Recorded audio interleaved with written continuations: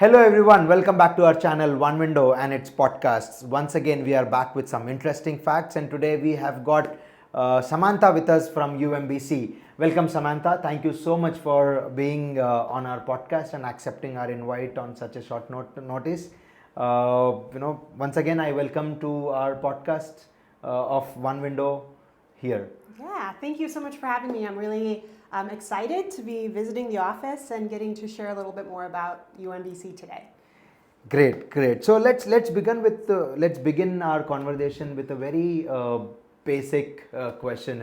Now that you are from UMBC, if you can let us know what do you do at UMBC and what is your day-to-day activity looks like, that can help us relate a lot of things from there.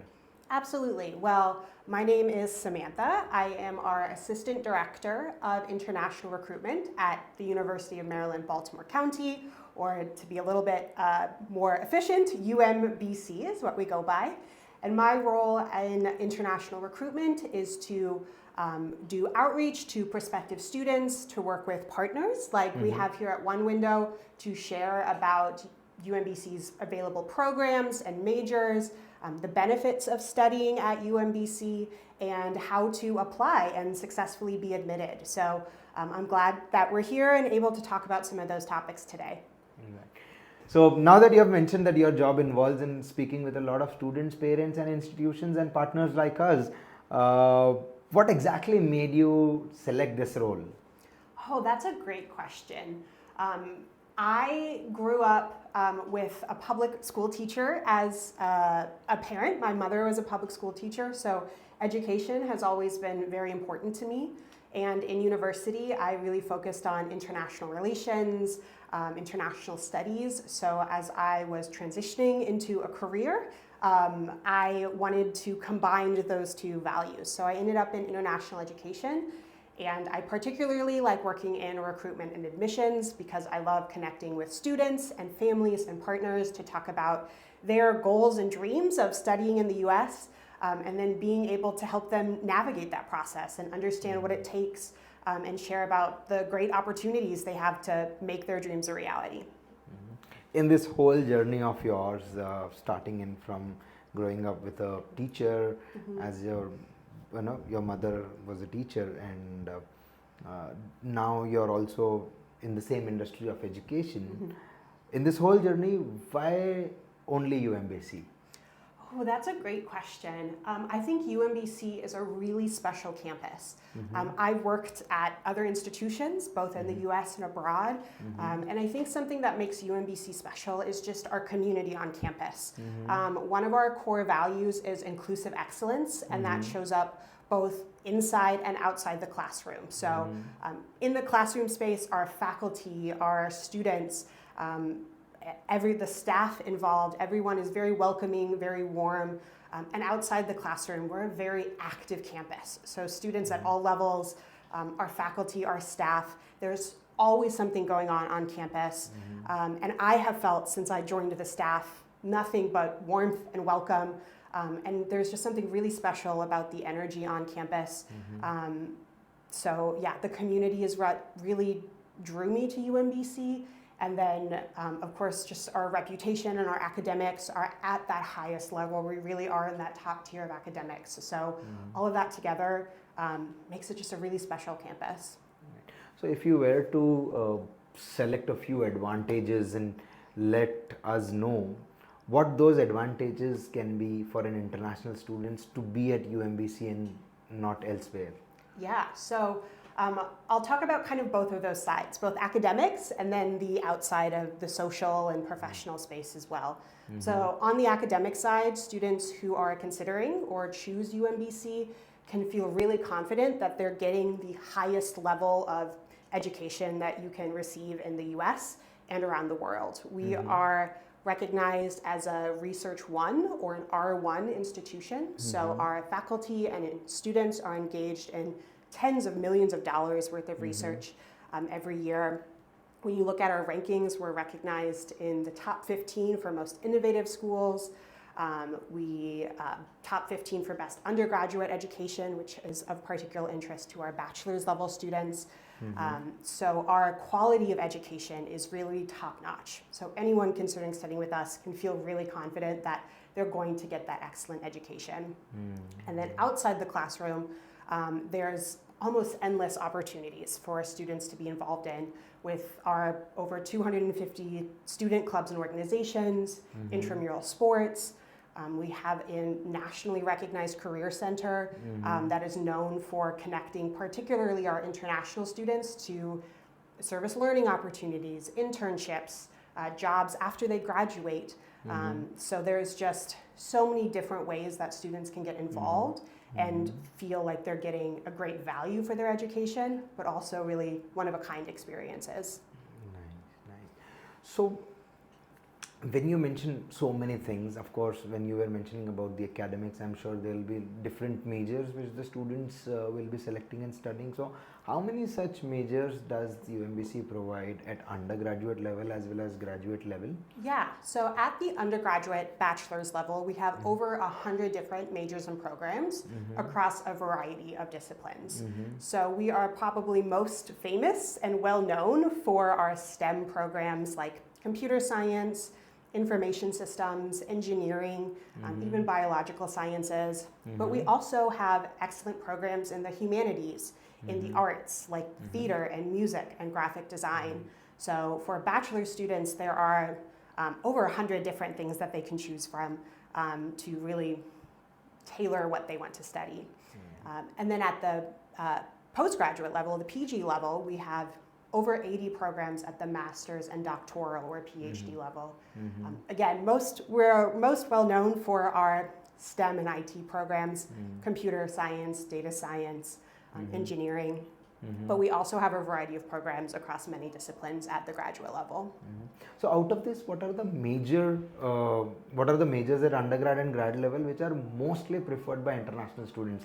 Is there some data around that which is available with you? Yeah, when we look at applications and enrollments at the undergraduate level, some of our top programs for international students include computer science, biological sciences, psychology has definitely seen a huge jump in interest in the last few years. So those are just a few highlights that we see many students being drawn to. And then at the master's level, one of our most popular programs is computer science, followed closely by data science. And then beyond that, other of our IT and engineering programs, including things like software engineering, health information technology, cybersecurity, and many others. So when you mentioned you have seen a jump in certain programs, I'm sure there has been a decline as well in the past few months. Can you give me a little numbers about why there has been a decline? How much decline has there been, and why is it happening? Yeah, I think we're living in a time, particularly when I talk about students here in India, we're living in a time where there's maybe some uncertainty or confusion around whether the US is a good study destination, what that means, how to make that choice.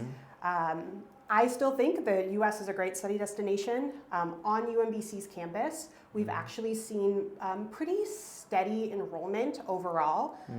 At the undergraduate level, we actually just welcomed our largest undergraduate incoming class in fall of 2025 and have continued to see a growth in international students at the bachelor's level. So we're very excited to see that and we hope to continue that growth for UG students in the next few years. At the master's level, there has definitely been some greater changes just in the number of students who are interested in studying in the US, how they are navigating that process to ultimately study with us. What we, I think, are thinking a lot about at UMBC is that we still really want to welcome students and we want to be available to help students who are a good fit for UMBC join us on campus. So we remain available, our admissions office, our international office, to help guide students through all of these steps, to answer any questions or concerns that they might have about whether studying in the US is still a good option for them. I still think it is. Whether UMBC is the right choice for them. I certainly think UMBC is a great choice for students.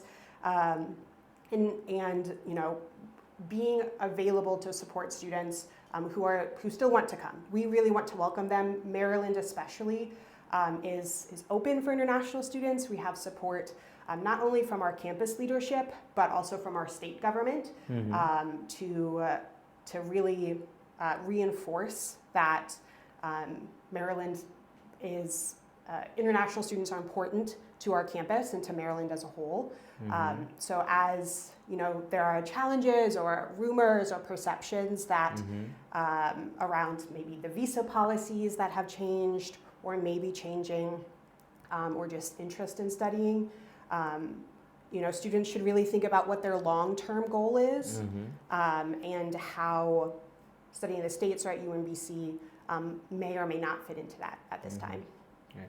So if I may put into much simpler words, whatever we are hearing into print media or digital media, it's not actually so much on the ground the way it is getting hyped on all these media channels, correct? If you want to put it in a clear manner. As you mentioned that you have seen steady growth at the UMBC admissions, you also mentioned that you have welcomed the largest batch of undergrad students. So that definitely involves a lot of international students as well, not just from India but also at other from other countries. And when we talk about the rules and regulations for the international students, it doesn't just apply to Indian students, it gets applied to all the international students coming from across the world. So when you say that yes, steady growth, largest students you have welcomed for undergrad students, that means there is still on ground the situation is under control, nothing is getting affected so much as much it is getting hyped in the on the social media.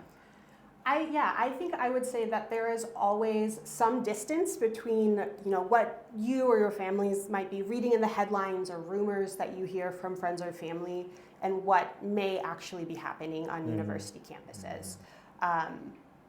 There's always some difference, right, between the narrative and the story and the reality. So on UMBC's campus, I think we've invested a lot of time and energy and effort into making sure our international students feel welcome and creating systems to make sure that despite what may or may not be happening that is outside of our control, what is within our control in welcoming students is open and welcoming. Right.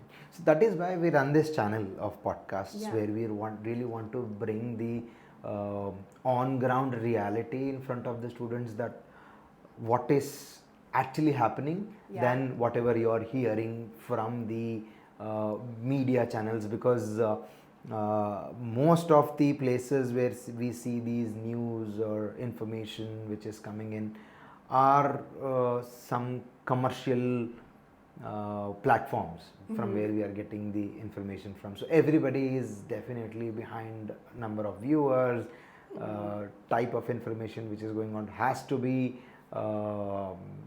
has to be a part of a controversy so that they can get a lot of viewers there. And one of the main reasons to start this channel, get these podcasts run and shot and posted was that to get the on-ground reality in front of the students and parents so that they can make right decisions rather than just believing on things which are there outside scattered, which are untrusted. Right. So of course, thank you so much for giving us that piece which says what exactly is happening on ground. With the current challenges of visas and regulations and appointment delays and all, there's still the US still stands as one of the most popular destinations for the students because of the opportunities, experiences and exposure which the students get. In this situation, specifically when we speak about UMBC, there must be some additional facilities or extracurricular activities or additional support which gets provided from the university. So if you can throw a little light on such things for our students to understand what is it that UMBC is giving Yeah. from their end to support such students? Absolutely. So on UMBC's campus, we really believe that we want students to be successful as whole human beings, as whole people inside and outside the classroom. So we really encourage students to take advantage of every resource that is available and really get involved. So that includes things like joining one or more of our more than 250 student-run clubs and organizations. These clubs and organizations are across a variety of things, from hobbies to intramural sports. Rugby is very popular with our international students. We have a very large and active Indian student association that puts on events and provides additional support to students. So students that are successful with us, we found are ones that are getting involved in these activities to network and make friends and get that social support. In terms of other resources, we provide a variety of wraparound comprehensive support services. So everything from tutoring and library support, academic advising, comprehensive health complex on our campus. And one thing I would really like to highlight is our career center.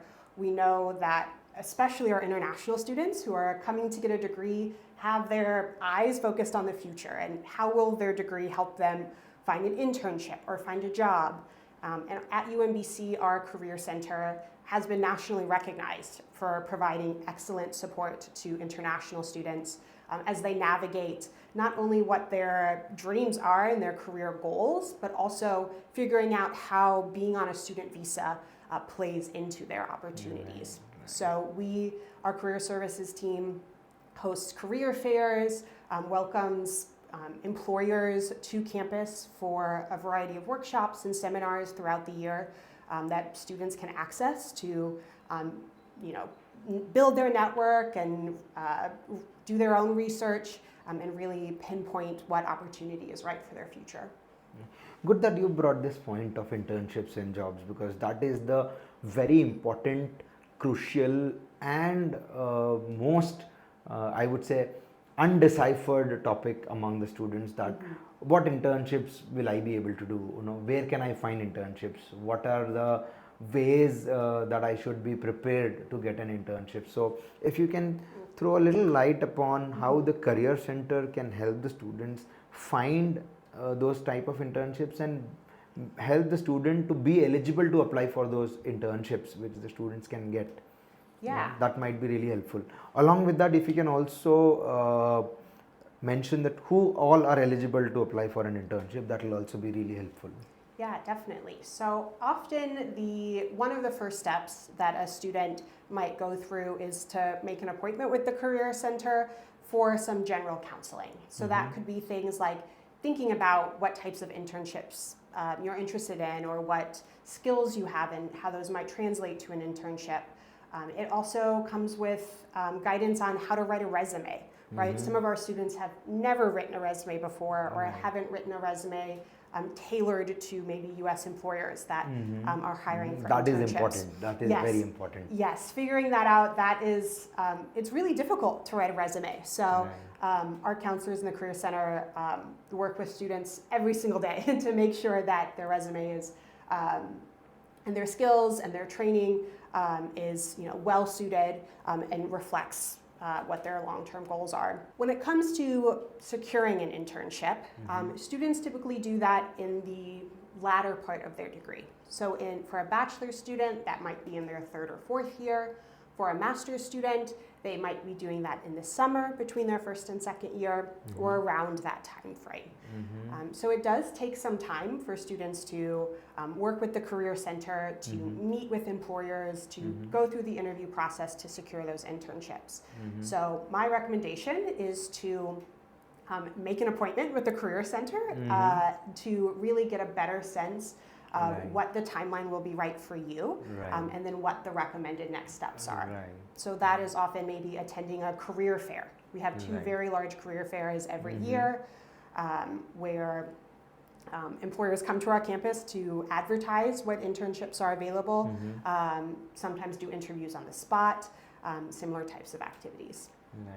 One of the mistakes which I have heard, which the students do, and then later on they realize that I shouldn't have done it this way, that they hesitate to actually go and take the help of the career center.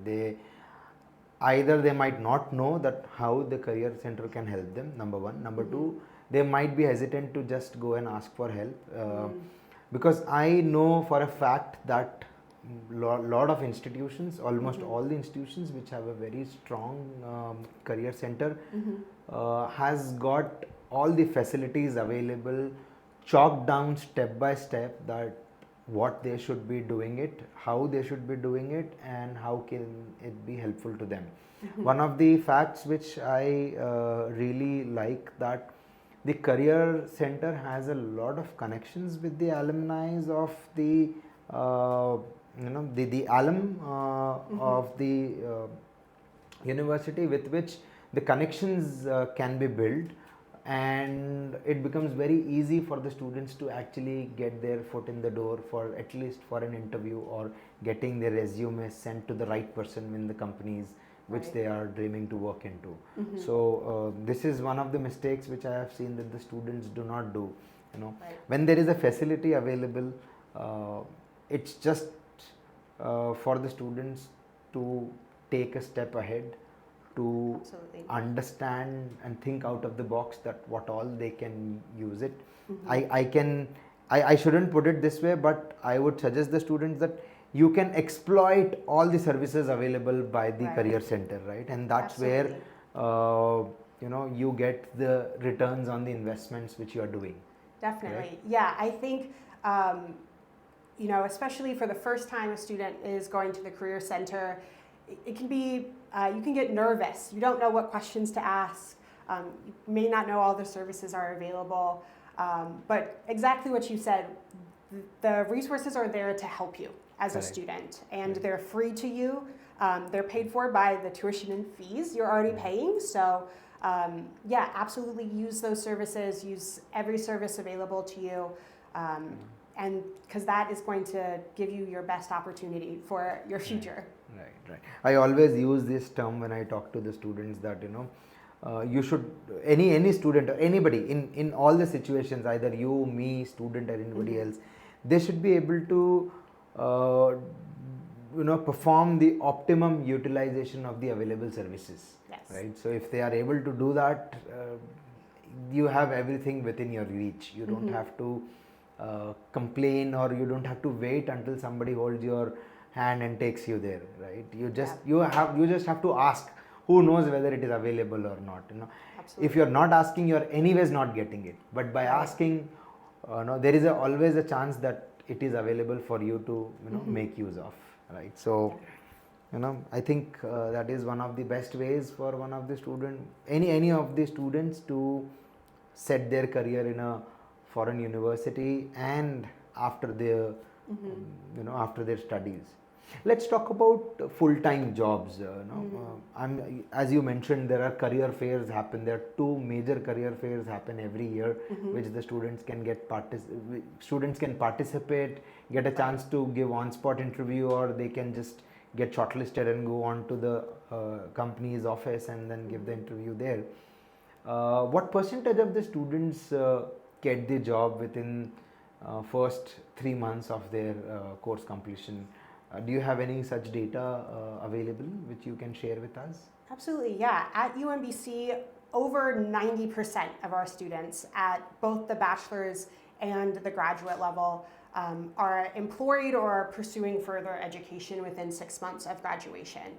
And that number is above the national average for public universities. So we feel very proud and excited that our students are not only great students, but that they are securing these amazing opportunities for their future.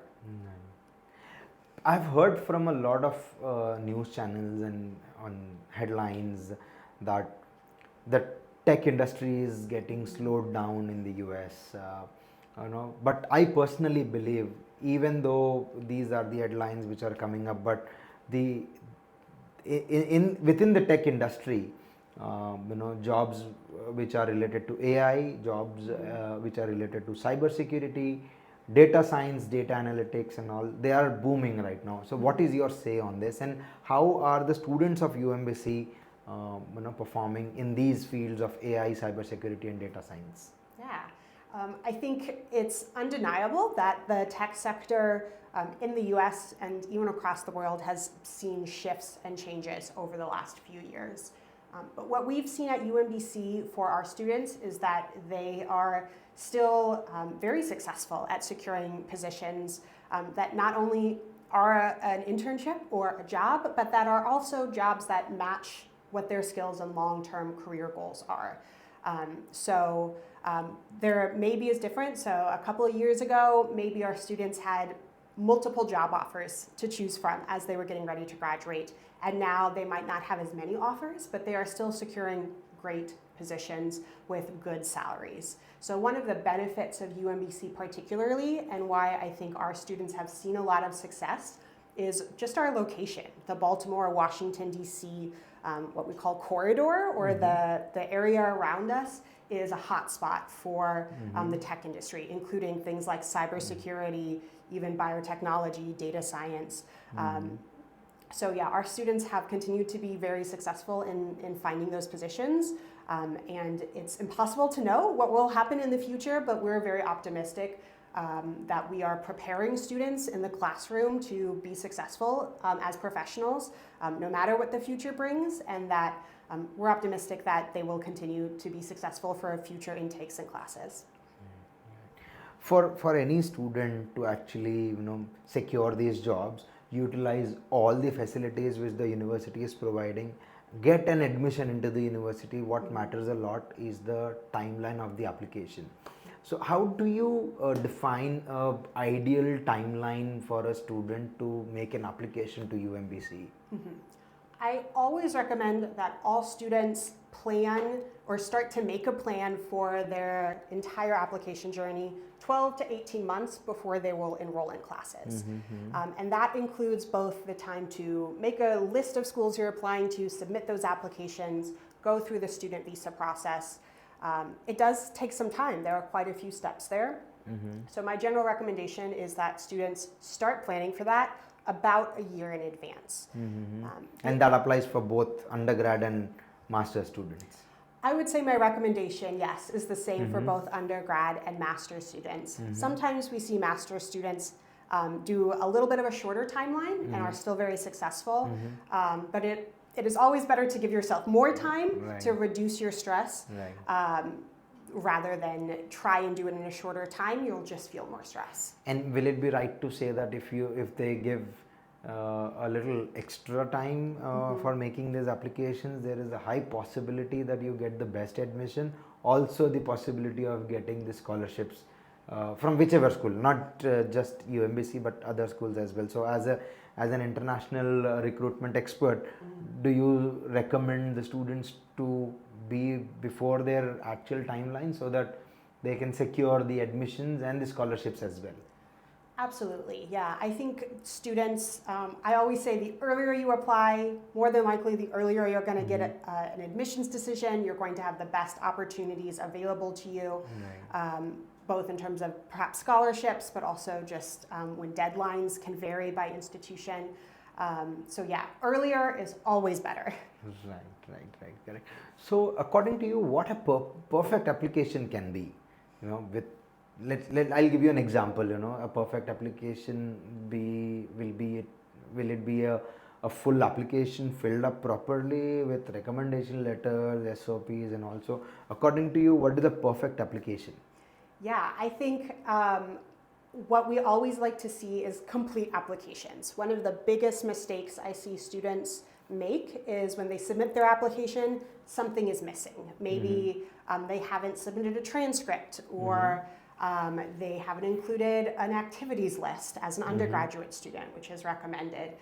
So what we like to see is when applications are submitted that they are complete, that the students have clearly done their research about UMBC, they know why they're applying to us, that is reflected in their personal essay or their statement of purpose. So yeah, for undergraduate students particularly, We really look closely at those essays. We want to know that students are going to be a good fit for our campus, that they know why they're applying to us, and that kind of who they are as a person, their personality matches what we're looking for in a good fit student. Right. Awesome. Yeah, go ahead. No, I was just just sharing that it's a very good point for our students to understand that what a perfect application looks like. I also want to add to your answer that there is no such thing as a perfect application. It's all about how you are projecting yourself, so that the admission officer, whoever is looking at, whether it is the department heads, whether it is the admissions team, they should be able to understand your true self. Yeah. Rather than you just throwing down the information in the form of documents or an application. It's just that you have to showcase who you actually are for the admissions team to understand your true self, your personality, and they should be able to relate why you will be an ideal student within that diverse classroom. Definitely. I think a misconception that students have is if I meet the minimum GPA or grade requirement, I'm going to be admitted. And at some US institutions, that might be the case, but at a lot more institutions, we're looking for students that we get a sense of who you are as a person, exactly as you said, what your personality is, what your long-term goals are. And this applies both to bachelor's and to graduate level students. When admissions teams or admissions officers are looking at applications, we of course want to know that you're academically qualified, but we also want to know, what are you going to add to our campus? Are you going to be happy in our campus? Are you going to fit in? And so we're looking at what we use this process called holistic admissions, looking at the whole person, all of these pieces in determining admissions offers. As we move to the end of our conversation, I would really like to take you into one of the rapid fire rounds which we have it in all our podcasts, where I'll ask you a few questions and I would want you to answer the first thing which comes to your mind. We start now. What is the most common mistake which students make in their application? I would say not tailoring their statement of purpose to UMBC as a campus. All right. Also, another question, like what are the common mistakes which students make on campus after they arrive there? Not taking advantage of all of the resources that are available. So we talked about career services. Don't be scared to go visit offices or ask questions. When students don't do that, I think that's a big mistake. What is that ideal environment which the students should be in when they are on campus? I think students should join a club or an organization or get involved on campus. That's how they're going to feel really connected to campus, and they'll have the best experience. What is that one advice which you would like to give it to international students? I think my top piece of advice for international students is to do your research. There are more than 4,000 colleges and universities available in the US, let alone other study destinations you might be considering. So make sure you're giving yourself enough time to research all of the schools that are available and selecting the ones that you're most excited about studying at. Right. It is practically impossible for a student to research almost all the schools.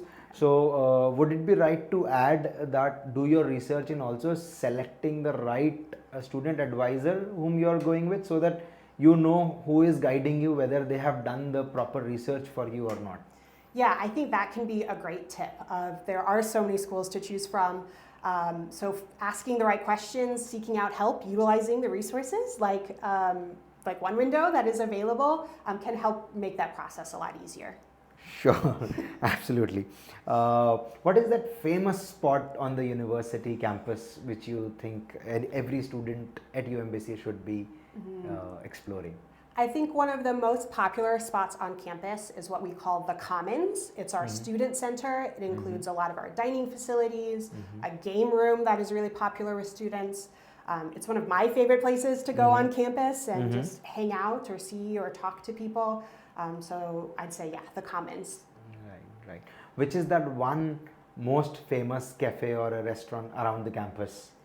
I'd say the most famous is a coffee shop called Oka Mocha. It's a coffee shop that was started by UMBC students a few years ago. It's off campus, but nearby campus, and it's still one of the most popular places for students to go and hang out and study, host events, things like that. Right. You, in the beginning, you mentioned that there are several sports which happen. So what is your favorite sport at UMBC? Ooh, probably our most popular, well-known competitive sport as a Division I school is basketball.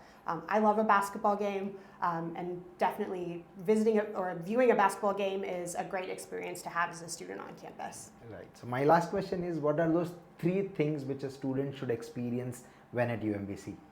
Ooh, top 3 things. I have to think about this.